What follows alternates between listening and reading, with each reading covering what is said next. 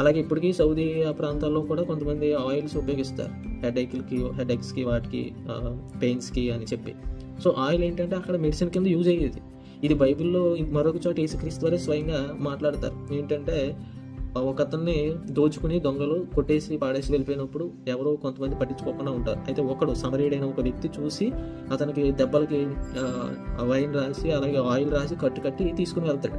అక్కడ ఆయిల్ కూడా ఉపయోగించాడు ఆ దెబ్బలు క్లీన్ చేయడానికి, కొట్టు కట్టడానికి. సో అక్కడ వాళ్ళు మెడిసిన్ కింద ఉపయోగించేవారని మనం అర్థం చేసుకోవాలి. సో ఈ విషయాన్ని పక్కన పెట్టినా అది అక్కడ తీసుకుని వెళ్ళి ప్రార్థన చేయమన్నాడు. తీసుకుని వెళ్ళి డబ్బులు తీసుకోమనలేదు, దాన్ని అమ్మి వ్యాపారం చేసి సొమ్ము చేసుకుని డబ్బు సంపాదించమనలేదు. అక్కడ మనం అర్థం చేసుకోవాలి.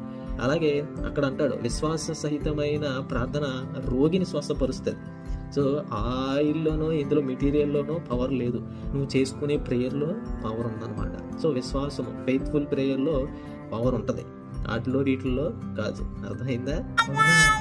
అయితే నేను చాలా జాగ్రత్తగా ఉండాలన్నా, దేవుని వాక్యం సరిగా అర్థం చేసుకోవాలి.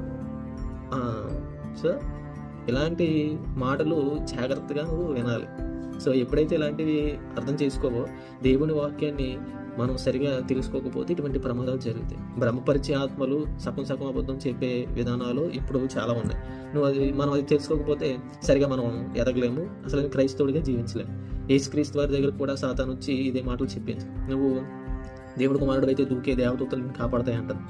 ఇలాగా కొన్ని విషయాలు చెప్పి నేను భ్రమపరుస్తారు చాలామంది.